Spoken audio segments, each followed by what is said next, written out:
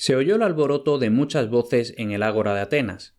—¿Se ha vuelto loco? —preguntó alguien.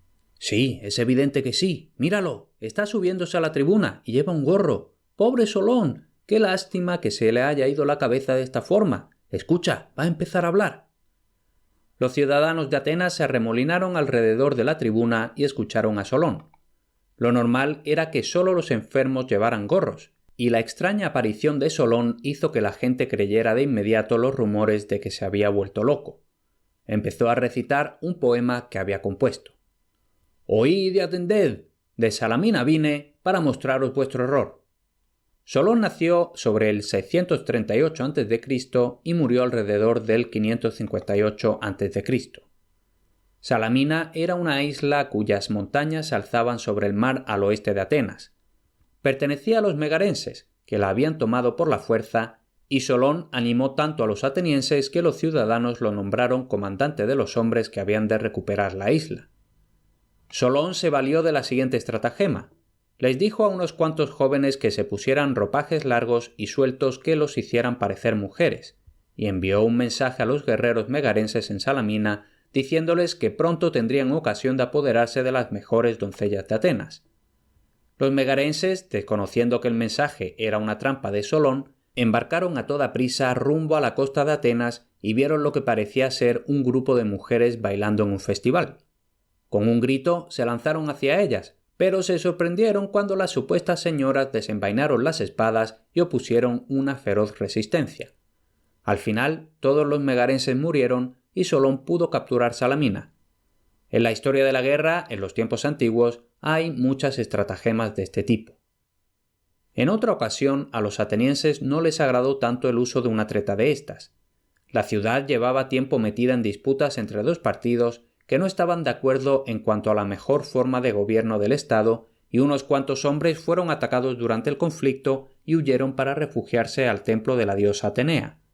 Según la costumbre de la época, nadie podía tocarlos mientras permanecieran bajo la protección de la diosa. Algunos de sus enemigos fueron a la puerta y dijeron: «Salid como hombres honrados e id ante los magistrados de la ciudad, y que ellos juzguen si sois culpables o inocentes». «No nos atrevemos a salir, nos mataríais». «No, no mientras estáis bajo la protección de Atenea, y os daremos un cordel lo suficientemente largo como para que podáis alcanzar la corte sosteniendo el cordel atado al templo, y así estaréis bajo la custodia de la diosa». Por tanto, los hombres que se habían refugiado en el templo ataron el cordel al altar de Atenea y, teniéndolo cogido, caminaron hacia el lugar de los magistrados. Pero al momento, quizá por accidente, quizá a causa de alguna mano traicionera, el cordel se rompió. Entonces sus enemigos cayeron sobre ellos y los mataron. Pero el pueblo de Atenas consideró aquello como un malvado acto de asesinato y luego, cuando se nombró a Solón magistrado supremo y legislador de la ciudad, todas las personas que participaron en esta acción fueron exiliadas. Muchos ciudadanos deseaban que Solón aceptara la corona. Consideraban que era un hombre sabio y justo y que actuaría como un rey sabio y justo. Sin embargo, Solón no quería ser rey. Le gustaba esforzarse por gobernar a Atenas, pero no tenía deseos de la gloria de una corona ni del esplendor de un palacio. Encontró al pueblo de Atenas dividido. Primero estaban los campesinos de las montañas, pobres y trabajadores, y siempre endeudados con los prestamistas. Segundo, los habitantes de la costa, que no eran ni muy ricos ni muy pobres, y tercero, los nobles de la llanura, que poseían fructíferos campos y árboles y tenían mucho poder. Los más pobres esperaban mucha ayuda de Solón. Querían que les perdonara todas las deudas y esperaban que les quitara la mayor parte de la tierra a los nobles para repartirla entre toda la gente, como se hacía en Esparta. Solón sí que perdonó todas las deudas. Declaró que todas quedaban perdonadas para que los campesinos pudieran empezar de cero. Tampoco permitiría que, a partir de entonces, pudiera encarcelarse a alguien por una deuda, pues tal había sido la costumbre hasta entonces, y todos los deudores habían sido tratados como malvados. Solón sabía de muchos atenienses que habían huido a tierras extranjeras por temor de ser encarcelados por sus deudas y entonces hizo que volvieran, y liberó a todos los deudores que estaban ya en la cárcel. Sin embargo, los pobres y los necesitados quedaron muy contentos y ahora esperaban que repartiera las tierras. Pero esto no pudo llevarlo a cabo Solón, pues creía que causaría disturbios en todo el país y por esa razón algunos de los que en su momento lo habían alabado ahora lo criticaban. Aun así, la mayoría de los ciudadanos lo tenían en gran estima, pues veían que en todo lo que hacía procuraba beneficiar a la gente. Abolió muchas leyes. Antes de su tiempo, un legislador llamado Dracón había gobernado Atenas tan severamente que condenó a muerte a muchos por tan solo haber robado verduras. Por tanto, se decía que sus leyes no estaban escritas con tinta, sino con sangre. Veamos algunas de las leyes de Solón.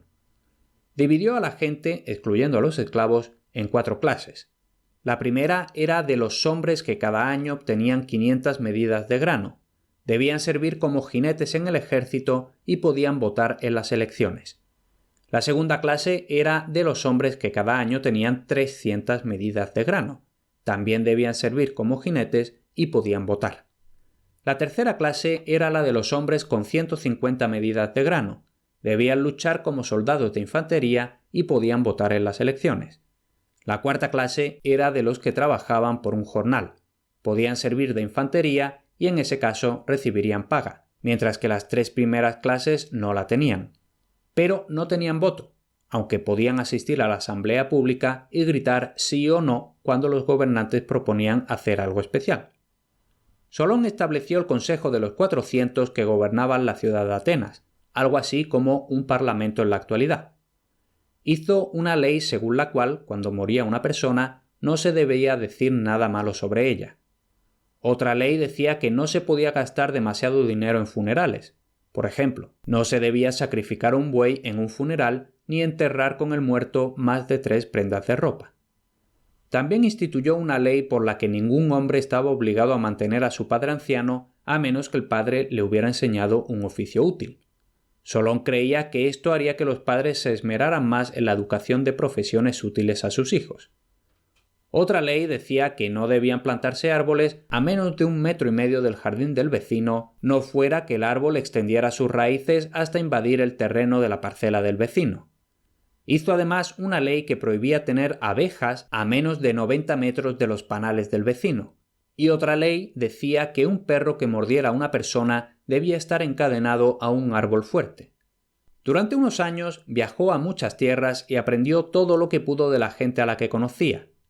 Entre otras cosas, oyó historias de remotas tierras maravillosas situadas en los mares occidentales. Se trataba de la Atlántida, que tenía hermosos campos y palacios con grandes puertas, y la gente allí era muy feliz. Solón escribió un poema sobre esta tierra dichosa para fascinar a sus conciudadanos atenienses. Vivió hasta una edad muy avanzada, y lo lloraron mucho cuando murió. Terminaremos de hablar de Solón cerrando con la historia de cuando visitó la corte del hombre más rico del mundo, Creso, rey de Lidia. Solón siempre había vivido en un hogar humilde y vestía de forma sencilla. Cuando llegó al palacio de Creso, vio nobles yendo de aquí para allá y ataviados tan ricamente que pensaba que cada uno de ellos podría ser el rey, y cada noble iba seguido de una comitiva de sirvientes. Cuando finalmente el ateniense llegó a la cámara real, vio al rey sentado en un magnífico trono y el lugar relucía con joyas. Y había exquisitas alfombras en el suelo y excelentes columnas de mármol sostenían el techo y se podían ver adornos de oro y plata por todas partes. Solón no mostró asombro ante aquello. Para él eran extravagantes y ostentosas y no merecían alabanza ninguna. Entonces el rey trató de maravillar a Solón abriéndole las salas de los tesoros donde había reunido los artículos más lujosos del mundo. ¿Habías visto alguna vez a un hombre más dichoso que yo?, preguntó el rey. Sí. ¿Quién? Un hombre sencillo, Telo de Atenas. Vivía en una cabaña modesta con su esposa e hijos, que lo amaban. Aunque pobre, siempre tenía suficiente para sus necesidades.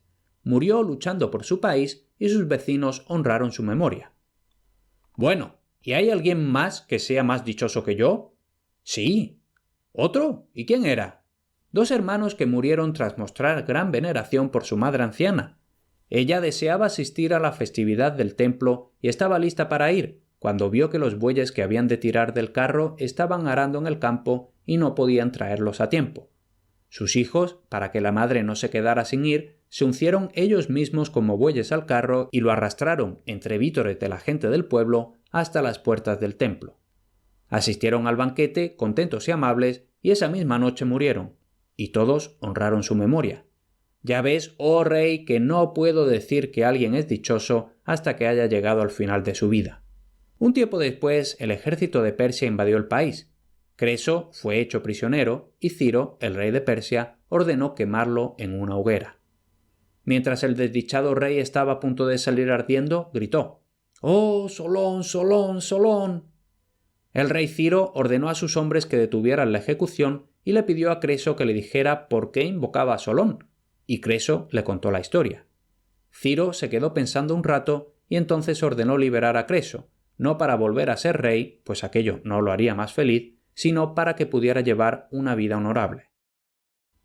Por cierto, tienes mis libros en los que se basan mis podcasts gratis en formato electrónico, aunque también lo puedes comprar en papel para un regalo o autorregalo, disponibles en humanistasenlared.com/libros.